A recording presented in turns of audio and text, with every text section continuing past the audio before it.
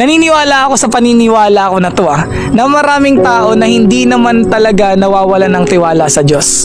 Andun lang sa time na nagkakaroon sila ng maraming problema, maraming talagang pagsubok sa buhay.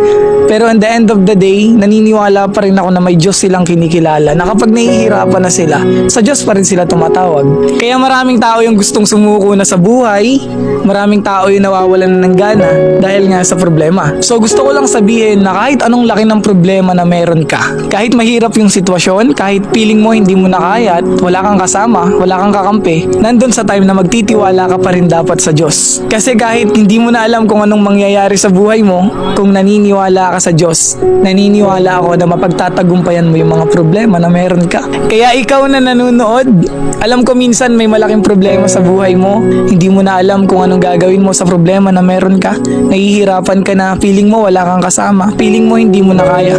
Naiintindihan ko minsan na nawawalan ka ng tiwala sa Diyos dahil sa mahihirap na sistema na meron ka. Pero ang totoo, once na nahihirapan ka, dapat mas lalo kang maniwala sa Diyos na hindi ka niya pababayaan. Dahil naniniwala pa rin ako at dapat kang maniwala na tama, may mga problema ka sa buhay, pero yan yung magiging sangkap para mas maging matibay ka.